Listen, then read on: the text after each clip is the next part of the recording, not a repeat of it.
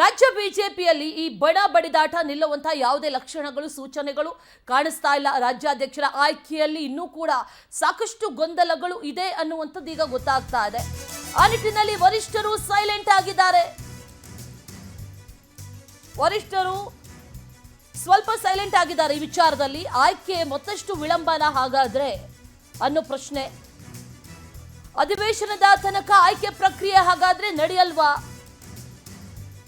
ಆಯ್ಕೆ ಪ್ರಕ್ರಿಯೆ ವಿಳಂಬ ಆಗ್ತಾ ಇರೋದಾದ್ರೂ ಯಾಕೆ?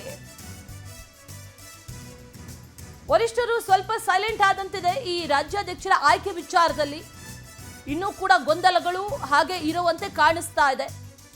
ಮತ್ತಷ್ಟು ವಿಳಂಬ ಆಗುವಂತ ಎಲ್ಲಾ ಲಕ್ಷಣಗಳು ಕೂಡ ಈಗ ಕಾಣಿಸ್ತಾ ಇರೋದು. ರಾಜ್ಯಾಧ್ಯಕ್ಷರ ಆಯ್ಕೆ ಯಾವಾಗ? ಅಸಮಾಧಾನಿತರು ಆದಷ್ಟು ಬೇಗ ಆಗಬೇಕು ಅನ್ನುವಂತ ನಿಟ್ಟಿನಲ್ಲಿ ಹೇಳ್ತಾ ಇದ್ದಾರೆ. ಆದ್ರೆ ಆಗ್ತಾ ಇಲ್ಲ. ಯಾವಾಗ ಆಗುತ್ತೆ ಅನ್ನುವಂತ ಪ್ರಶ್ನೆ. ಈ ವಿಳಂಬ ಆಗ್ತಾ ಇರೋದಕ್ಕೆ ಕಾರಣ ಆದ್ರೂ ಏನು ಅನ್ನುವಂತ ಪ್ರಶ್ನೆ ಕೂಡ ಇದೆ. ಜಿಲ್ಲಾಧ್ಯಕ್ಷರ ಆಯ್ಕೆಯಲ್ಲೂ ಕೂಡ 8 ಜಿಲ್ಲೆಗಳಲ್ಲಿ ಒಂದಷ್ಟು ಗೊಂದಲ ಇದೆ. ಈ ಜಿಲ್ಲಾಧ್ಯಕ್ಷರ ಆಯ್ಕೆ ಬಳಿಕವೇ ಹಾಗಾದ್ರೆ ರಾಜ್ಯಾಧ್ಯಕ್ಷರ ಆಯ್ಕೆ ಆಗತ್ತಾ?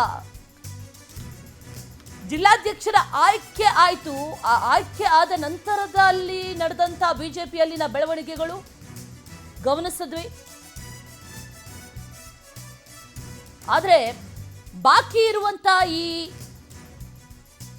ಜಿಲ್ಲಾಧ್ಯಕ್ಷರ ಆಯ್ಕೆ ಇದೆಯಲ್ಲ, ಅದು ಕೂಡ ವಿಳಂಬ ಆಗ್ತಾ ಇದೆ. ಬಾಕಿ ಇರುವಂತ ಜಿಲ್ಲಾಧ್ಯಕ್ಷರ ಆಯ್ಕೆಗೆ ಈಗ ಹೈಕಮಾಂಡ್ ಸೂಚನೆಯನ್ನ ಕೊಟ್ಟಿದೆ. ಪಟ್ಟಿ ಮಾಡಿ ಕಳುಹಿಸಿ ಅಂತ ಹೈಕಮಾಂಡ್ ಹೇಳಿದೆ. ಶೀಘ್ರದಲ್ಲೇ ರಾಜ್ಯಕ್ಕೆ ಚುನಾವಣಾ ಉಸ್ತುವಾರಿ ಕೂಡ ಎಂಟ್ರಿಯನ್ನ ಕೊಡ್ತಾರೆ. ಬಿಜೆಪಿ ಚುನಾವಣಾ ಉಸ್ತುವಾರಿ ಶಿವರಾಜ್ ಸಿಂಗ್ ಚೌಹಾಣ್ ರಾಜ್ಯಕ್ಕೆ ಎಂಟ್ರಿಯನ್ನ ಕೊಡ್ತಾರೆ. ಪಟ್ಟಿ ಮಾಡಿ ಕಳುಹಿಸಿ ಅಂತ ಹೈಕಮಾಂಡ್ ಹೇಳಿದ್ದಾರೆ. ಜಿಲ್ಲಾಧ್ಯಕ್ಷರ ಆಯ್ಕೆಯ ಬಳಿಕ ರಾಜ್ಯಾಧ್ಯಕ್ಷರ ಆಯ್ಕೆ ಆಗತ್ತೆ ಅನ್ನುವಂಥ ವಿಚಾರ. ಆದರೆ ಜಿಲ್ಲಾಧ್ಯಕ್ಷರ ಆಯ್ಕೆನೇ ಒಂದಷ್ಟು ಡಿಲೇ ಆಗ್ತಾ ಇರೋದ್ರಿಂದ, ವಿಳಂಬ ಆಗ್ತಾ ಇರೋದ್ರಿಂದ, ಅದರಲ್ಲಿ ಸಾಕಷ್ಟು ಗೊಂದಲಗಳು ಇರೋದ್ರಿಂದ ಇಲ್ಲಿ ಜಿಲ್ಲಾಧ್ಯಕ್ಷರ ಆಯ್ಕೆ ಬಳಿಕನೇ ರಾಜ್ಯಾಧ್ಯಕ್ಷರ ಆಯ್ಕೆ ಅನ್ನುವಂಥ ವಿಚಾರ ಗೊತ್ತಾಗ್ತಾ ಇರುವಂಥದ್ದು. ಒಂದು ಕಡೆಯಲ್ಲಿ ಅಧಿವೇಶನ ಇದೆ. ಅಧಿವೇಶನದವರೆಗೂ ಕೂಡ ಇದಕ್ಕೆ ಕೈ ಹಾಕೋದು ಬೇಡ ಅನ್ನುವಂಥ ನಿಟ್ಟಿನಲ್ಲಿ ವರಿಷ್ಠರು ಕೂಡ ಇದ್ದಾರೆ ಅನ್ನುವಂಥ ನಿಟ್ಟಿನಲ್ಲಿ ಕಾಣಿಸ್ತಾ ಇದೆ. ಆ ನಿಟ್ಟಿನಲ್ಲಿ ರಾಜ್ಯಾಧ್ಯಕ್ಷರ ಆಯ್ಕೆಗೂ ಕೂಡ ಯಾವುದೇ ರೀತಿಯ ಕಸರತ್ತುಗಳು ಈಗ ಸದ್ಯಕ್ಕಂತೂ ನಡೆಯುವ ರೀತಿಯಲ್ಲಿ ಕಾಣಿಸ್ತಾ ಇಲ್ಲ ಬಿಜೆಪಿಯಲ್ಲಿ ಒಂದು ಕಡೆ. ಮತ್ತೊಂದು ಕಡೆಯಲ್ಲಿ ಇಲ್ಲಿ ಜಿಲ್ಲಾಧ್ಯಕ್ಷರ ಆಯ್ಕೆ ಒಂದಷ್ಟು ಕಡೆಗಳಲ್ಲಿ ಆಯಿತು. ಅದರಲ್ಲಿ ವಿಜಯೇಂದ್ರ ಹಸ್ತಕ್ಷೇಪ ಇದೆ ಅಂತ ಸಾಕಷ್ಟು ಜನ ಬಹಿರಂಗವಾಗಿ ಅದನ್ನು ಹೊರಗೆ ಹಾಕಿದ್ರು, ಅಸಮಾಧಾನವನ್ನು. ಅದೆಲ್ಲ ಒಂದು ಕಡೆ. ಆದರೆ ಮತ್ತೊಂದು ಕಡೆಯಲ್ಲಿ ಈಗ ಈ ಜಿಲ್ಲಾಧ್ಯಕ್ಷರ ಉಳಿದಿರುವಂಥ ಜಿಲ್ಲಾಧ್ಯಕ್ಷರ ಆಯ್ಕೆ ಇದೆಯಲ್ಲ, ಅದು ಕೂಡ ವಿಳಂಬ ಆಗ್ತಾ ಇದೆ. ಅದನ್ನು ಆದಷ್ಟು ಬೇಗ ಪಟ್ಟಿ ಮಾಡಿ ಕಳುಹಿಸಿ ಅಂತ ಹೈಕಮಾಂಡ್ ಸೂಚನೆಯನ್ನು ಕೂಡ ಕೊಟ್ಟಿದೆ. ಹಾಗಾಗಿ ಪಟ್ಟಿ ಮಾಡಿ ಕಳುಹಿಸ್ತಾರೆ. ಆ ನಂತರದಲ್ಲಿ ಅಧಿವೇಶನ ಕೂಡ ಇದೆ.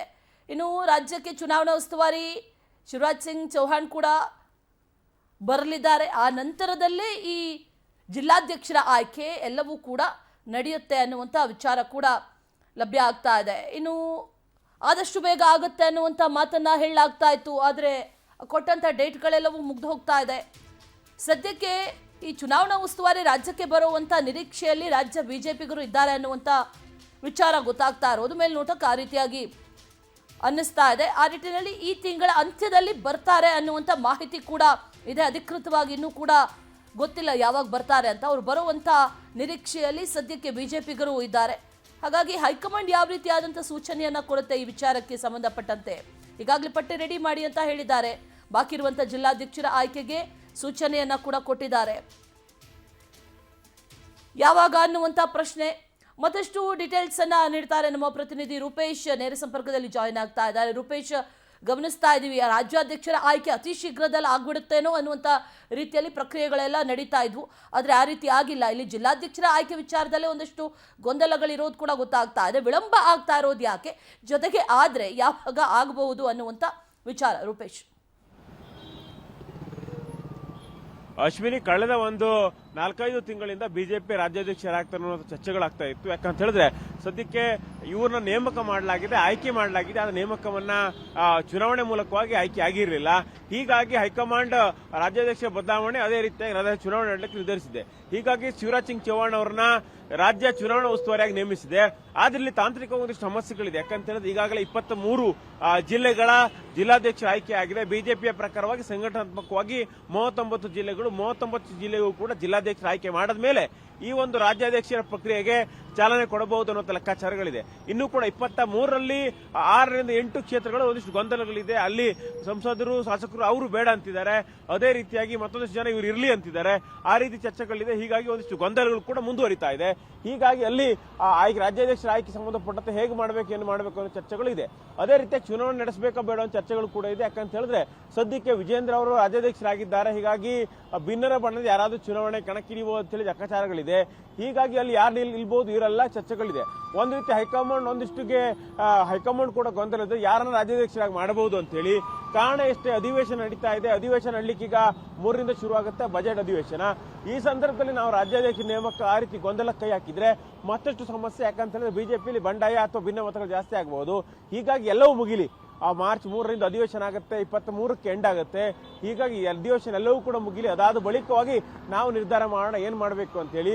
ಅದೇ ರೀತಿಯಾಗಿ ರಾಜ್ಯಾಧ್ಯಕ್ಷರಾದ್ರೆ ಜಿಲ್ಲಾಧ್ಯಕ್ಷರ ಆಯ್ಕೆಗಳು 23 ಜಿಲ್ಲಾಧ್ಯಕ್ಷರ ಆಯ್ಕೆಗಳಾಗಿದೆ. ಇದು 39 ಜಿಲ್ಲಾಧ್ಯಕ್ಷರ ಆಯ್ಕೆಗಳಾಗ್ಲಿ. ಅದಾದ ಬಳಿಕವಾಗಿ ಹೈಕಮಾಂಡ್ ನಿರ್ಧಾರ ಮಾಡುವಂತ ಸಾಧ್ಯತೆಗಳು ಕಂಡು ಬರ್ತಾ ಇದೆ. ಒಟ್ಟಾರೆಯಾಗಿ ಬಿಜೆಪಿಯಲ್ಲಿ ರಾಜ್ಯಾಧ್ಯಕ್ಷರ ಆಯ್ಕೆ ಬಗ್ಗೆ ದೊಡ್ಡ ಚರ್ಚೆ ಆಗ್ತಾ ಇದೆ. ಮತ್ತೊಂದು ಕಡೆ ಭಿನ್ನರು ಪದೇ ಪದೇ ವಿಜೇಂದ್ರ ಅವರಿಗೆ ಡ್ಯಾಮೇಜ್ ಮಾಡಿ ಸಭೆ ಮೇಲೆ ಸಭೆ ಮಾಡ್ತಾ ಇದ್ದಾರೆ. ಹೀಗಾಗಿ ಹೈಕಮಾಂಡ್ ಜಿಲ್ಲಾಧ್ಯಕ್ಷರ ಆಯ್ಕೆವರೆಗೂ ಕೂಡ ವೆಯ್ಟ್ ಮಾಡಿ ಅದಾದ ಬಳಿಕವಾಗಿ ಇಲ್ಲಿ ರಾಜ್ಯಾಧ್ಯಕ್ಷರ ಆಯ್ಕೆ ಮಾಡುತ್ತೆ ಅಂತೇಳಿ ಲೆಕ್ಕಾಚಾರಗಳು ಹೇಳ್ತಾ ಇದ್ದಾವೆ. Ashwini. Okay Rupesh, thank you ಡೀಟೇಲ್ಸ್ಗೆ.